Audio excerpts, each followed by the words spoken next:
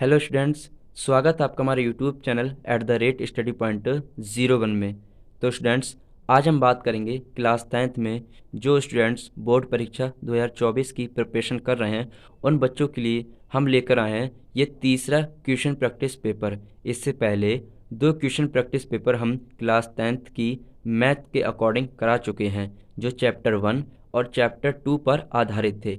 ये question practice paper chapter 3 में जो जो एक्सरसाइज आई हुई हैं उनके ऊपर आधारित है कि उन एक्सरसाइज में कौन कौन से ऐसे क्वेश्चंस हैं जो बोर्ड एग्जाम में पुटअप किए जा सकते हैं या किए हुए हैं। ठीक है गाइस, तो प्रीवियस ईयर के क्वेश्चंस और आने वाले क्वेश्चंस हम दोनों को मिलाकर इस क्वेश्चन प्रैक्टिस पेपर के माध्यम से आपके समक्ष लेकर आए हैं। तो प्लीज़ इस वीडियो को पूरा देखिएगा। आइएगा चलते हैं अपने टॉपिक पर। एक्सरसाइज 3.1 है। इसमें से हमने सिर्फ 2 सवाल उठाए हैं आपकी प्रैक्टिस के लिए। ठीक है गाइस, आगे मुझे नहीं लगता कि ये 2 सवाल बोर्ड परीक्षा में आएंगे, फिर भी मैंने ये 2 सवाल आपकी प्रैक्टिस के अनुसार उठाए हैं। ठीक है गाइस, हमारे लिए जो मेन और मोस्ट इम्पोर्टेंट एक्सरसाइज रहने वाली है वो है 3.2। इसमें से मैंने चौथे पॉइंट के और 5वें पॉइंट के सवाल उठाए हैं।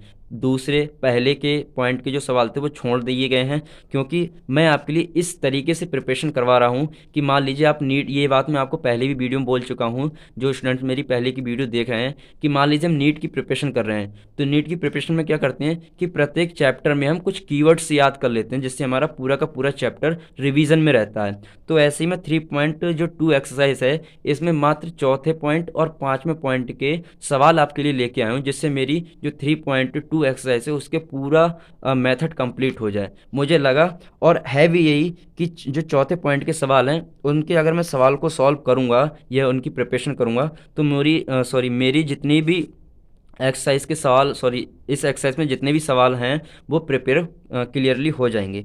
तो इन पर ज़रूर ध्यान दीजिएगा। और जो मैंने ये रेड पेन से लिखा हुआ है ये मोस्ट इंपॉर्टेंट सवाल है, प्रीवियस ईयर में आया हुआ है। ठीक है गाइस, ऐसे ही 5वें पॉइंट की बात करेंगे।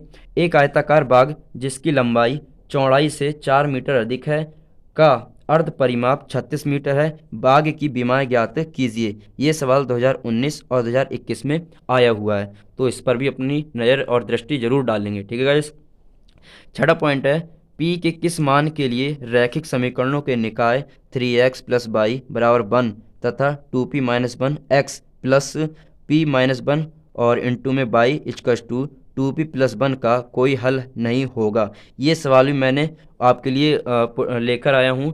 इन सवालों पर आप ज़रूर प्रकाश डालिए, ज़रूर सॉल्व कीजिए और ज़रूर प्रिपरेशन में अपने लीजिएगा। ठीक है गाइस, क्योंकि ऐसे ही हम छोटी छोटी चीज़ों को सॉल्व कर कर बोर्ड परीक्षा में एग्ज़ाम देने जाएंगे तो हमारी प्रिपरेशन बहुत ही बढ़िया रहेगी और हम गारंटी देते हैं कि आपके 75 में से 60 से 65 नंबर आने के चांसेस रहेंगे। ठीक है गाइस, बात करते हैं आगे। कुछ इंपॉर्टेंट्स फार्मूले हैं जो नेक्स्ट एक्सरसाइज में आने के जैसे नेक्स्ट एक्सरसाइज है आपकी 3.4 उसमें यूज़ किए जाएंगे। ठीक है गाइस, चाल बराबर दूरी बट्टे समय। चाल बराबर दूरी बट्टे समय दूसरा इसी से रिलेटेड करके बनाया। अगर मान लीजिए हमें दूरी निकालनी है तो ये समय यहाँ पहुँच जाएगा तो दूरी बराबर बन जाएगा चाल गुणा समय। अब मान लीजिए हमें समय निकालना है तो चाल को इसके बट्टे में ले जाएंगे तो हो जाएगा दूरी बट्टे चाल। इन 3 फार्मूलों को आप रिवीजन में ज़रूर लीजिएगा, याद कर कर रखिएगा। ठीक है गाइस, आगे बात करते हैं 3.3 एक्सरसाइज की बात। निम्न रैखिक समीकरण युग्म को प्रतिस्थापन विधि से हल कीजिए। आपने मैथ पढ़ी है तो आपको पता होगा कि प्रतिस्थापन विधि क्या होती है। एक्स और वाई, जैसे अभी हमारा जो चैप्टर वो है 2 चर वाले रैखिक समीकरण, तो उसमें x और y 2 के मान निकाले जाते हैं। ठीक है गाइस, तो 2 समीकरणें मिलती हैं जिनको हम सॉल्व करते हैं। इनको सॉल्व करने के लिए 3 विधियां प्रयोग में लाई जाती हैं। पहली विधि होती है प्रतिस्थापन विधि, दूसरी होती है विलोपन विधि और तीसरी होती है बज्रगुणन विधि। बज्रगुणन विधि एक्सरसाइज से हटा दी गई है, सिलेबस से हटा दी गई है, तो हमारे पास सिर्फ 2 ही विधि बची हैं। एक तो आपकी बची है विलोपन विधि और एक बची है प्रतिस्थापन विधि। तो प्रतिस्थापन विधि के अकॉर्डिंग हम ये कुछ क्वेश्चंस लेके आए हैं। इसमें से 3 से 4 नंबर में क्वेश्चंस आने के चांसेस रहेंगे। 3 से 4 नंबर में पुटअप कर सकता है इसमें से क्वेश्चन। चाहे तो आपसे पूछ लेगा विलोपन विधि, चाहे पूछ लेगा प्रतिस्थापन विधि, और ऐसे नहीं पूछेगा तो दोनों विधि को एक साथ पूछ लेगा। दोनों विधि से ही जो हमारे x y के मान होते हैं वो समान आते हैं, बराबर आते हैं, एग्जिट वही मान आते हैं। ठीक है गाइस, फिर दूसरा पॉइंट है, दो संपूरक कोणों में बड़ा कोण छोटे कोण से 18 डिग्री अधिक है, उन्हें ज्ञात कीजिए। ये मोस्ट इंपोर्टेंट सवाल है, इसको जरूर सॉल्व करके जाना, प्रिपरेशन में अपनी रखना। फिर है तीसरा, एक नगर में टैक्सी के भाड़े के अतिरिक्त चली गई दूरी पर भाड़ा सम्मिलित किया जाता है। 10 किलोमीटर दूरी के लिए भाड़ा ₹105 है तथा 15 किलोमीटर के लिए भाड़ा ₹155 है। नियत भाड़ा तथा प्रति किलोमीटर भाड़ा क्या है? एक व्यक्ति को 25 किलोमीटर यात्रा करने के लिए कितना भाड़ा देना होगा? 2019-2021 में आया हुआ सवाल है, मोस्ट इम्पोर्टेंट सवाल है। अगर ये नहीं आएगा तो इससे रिलेटेड आएगा, ठीक है गाइस। तो हमें सवाल को रटना नहीं है, उसकी मेथड को पकड़ना है कि ये सवाल किस तरीके से किया गया है, क्या मेथड इसमें यूज की जा रही है, ठीक है गाइस। यही नहीं, अदर भी सवाल मैं जितने आपको बता रहा हूँ तो वो सारे के सारे सवाल मेथड के अकॉर्डिंग बता रहा हूँ मैं आपको। मैं ये गारंटी नहीं ले सकता कि यही सवाल आएगा, मैं ये जरूर कहूँगा कि इस मेथड जो सवाल इस सवाल में जो मेथड लगी है वो ही मेथड के अकॉर्डिंग दूसरा सवाल आ सकता है। तो आप प्रिपरेशन करके जरूर जाइएगा, ठीक। बात करते हैं छठे सवाल की। 2x प्लस के 3y बराबर के 11 और 2x चौथा सवाल था। चौथा है, 5 वर्ष बाद जैकब की आयु उसके पुत्र की आयु से 3 गुनी हो जाएगी। 5 वर्ष पूर्व जैकब की आयु उसके पुत्र की आयु की 7 गुनी थी, उनकी वर्तमान आयु ज्ञात कीजिए। मैं आपको एक ट्रिक बताऊं, आप 3.1, 3.2, 3.3, 3.4 और 3.6, 3.5 को हटा के 3.6, इनमें 3 से 4 सवाल मेथड पर देखे जाइएगा। सबसे पहले आयु पर, दूसरा चाल और दूरी पर, और तीसरा जो धारा वाले सवाल हैं जैसे नाव वाली धारा, ये ऐसे सवाल आते हैं, इनको जरूर देख कर जाइएगा। लॉन्ग में, शॉर्ट में यानी 2 या 3 नंबर में, और 6 या 7 नंबर में, इसमें से एक सवाल आपको जरूर देखने को मिल जाएगा, ठीक है गाइस। उसी के अकॉर्डिंग मैंने प्रैक्टिस पेपर भी बनाया है। फिर पांचवा है, समीकरण 5x प्लस के y बराबर के 26 और 3x प्लस के 2y बराबर के 17 को प्रतिस्थापन से हल कीजिए। प्रतिस्थापन विधि आपको पता होगी तथा इसमें m का मान ज्ञात कीजिए जिसके लिए x बराबर m y प्लस 1 है। मोस्ट इंपोर्टेंट सवाल है, ऐसे नहीं तो पूछ लेगा y बराबर mx प्लस c वाला जो फार्मूला होता है, आपको ऐसे सवाल किए होंगे आपने, तो मेथड सेम वो ही रहेगी लेकिन सवाल चेंज कर देगा। मैं आपसे फिर कह रहा हूँ कि ये सवाल तो मैं आपके लिए इसीलिए लेके आऊँ कि इनमें जो मेथड लग रही है वो मेथड के और भी सवाल आ सकते हैं, ठीक है गाइस। फिर छठा सवाल है, 2x प्लस के 3y बराबर के 11 और 2x माइनस के 4y बराबर के माइनस के 24 को हल कीजिए और इसमें m का वह मान ज्ञात कीजिए जिसके लिए y बराबर mx प्लस 3 है। देखो आ गया गाइस, इस तरीके से पूछेगा और ये ज़्यादा हार्ड नहीं है। अगर आप प्रिपरेशन करेंगे ना तो इसी के अकॉर्डिंग आप 10 से 15 सवाल भी कर लोगे अगर आपकी इनकी मेथड कन्फर्म आती है तो, ठीक। अब बात करते हैं एक्सरसाइज 3.4 की। इसमें क्या क्या मेथड लगेगी, कौन कौन से सवाल आने के चांसेस रहेंगे और कौन कौन से सवाल पुटअप किए गए हैं, ठीक है। बात करते हैं, निम्नलिखित समीकरणों के युग्मों को विलोपन विधि तथा प्रतिस्थापन विधि से हल कीजिए। मैं कह रहा था आपसे ऐसे सवाल आपसे 5 से 6 नंबर में पूछ लेगा, नहीं तो अथवा में करके पूछ लेगा, पूछेगा जरूर, कहेगा क्योंकि एग्जामर पता है क्या करता है, आपको नंबर दे रहा है 6 तो पूरी मेहनत करवा लेगा लास्ट के टाइम में। लास्ट के जो 15 से 20 मिनट का समय रह जाता है ना हमारे पास में, उसमें पूरा की पूरी मेहनत करवा लेगा। वो सोचेगा कि इससे विलोपन विधि और प्रतिस्थापन विधि दोनों करवाओ 6 नंबर में, तो हमें जब आती होगी तो हम घबराएंगे नहीं। और एक चीज़ और, प्रतिस्थापन विधि से और विलोपन विधि से आंसर दोनों के एक ही आने हैं, एक्स वाई के, ठीक है। तो अगर हम विलोपन विधि के आंसर मान लीजिए एक्स का मान 1 आ रहा है और वाई का मान 2 आ रहा है तो प्रतिस्थापन विधि से भी वही आंसर आना चाहिए, इसमें हमें थोड़ी सी आसानी रहेगी, ठीक है गाइस। आगे बात करते हैं, इसमें से हमने 3 सवाल उठाए हैं, इंपॉर्टेंट सवाल हैं, इन पर जरूर नज़र डालिएगा। दूसरा पॉइंट है, यदि हम अंश में 1 जोड़ दें तथा हर में से 1 घटा दें तो भिन्न 1 में बदल जाती है। यदि हर में 1 जोड़ दें तो यह 1/2 हो जाती है, वह भिन्न ज्ञात कीजिए, ये क्या होगी। मोस्ट इम्पोर्टेंट सवाल है, इस पर जरूर नज़र डालकर जाइएगा, आने के चांसेस में रहेंगे भिन्न से रिलेटेड, और बिल्कुल ही ज़्यादा कठिन नहीं है।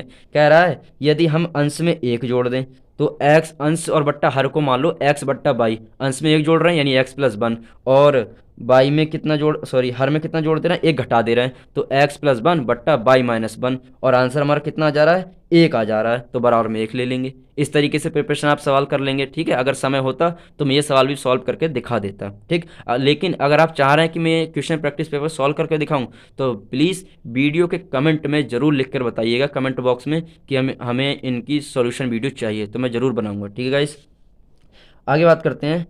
दो अंकों की संख्या के अंकों का योग 9 है।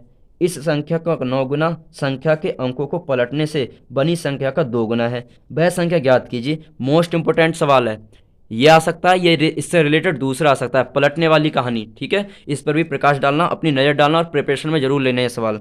फिर आगे बात करेंगे 14 सवाल। समीकरण x/10 + y/5 बराबर 1 और x/8 + y/6 बराबर 15 के युग्म का हल ज्ञात कीजिए। ये सवाल देखेंगे। इसके बाद लैम्डा का मान भी ज्ञात कीजिए, ये वाला सवाल। और जो अभी हमने बताया x बराबर my + 1, और ये वाला बताया मैंने आपको भी y बराबर mx + 3, 1 2 और ये 3, ये वाला 3, इन तीनों पर एक बार जरूर नज़र डालना। ठीक है, मैंने बताया इनमें तीनों में मेथड एक ही लग रही है। पहले आप एक्स वाई के मान निकालेंगे और एक्स वाई के मान यहाँ रखते रखते चले जाएंगे तो आपको लैम्डा का मान मिलेगा, वहाँ एम का मान मिलता चला जाएगा। ठीक है, फिर बात करेंगे 5वें सवाल की। मंजू स्टेट बैंक से 1000 रुपये निकालने जाती है तथा कैशियर को केवल 100 रुपये और 50 रुपये के नोट देने के लिए बोलती है। वह कुल 14 नोट प्राप्त करती है।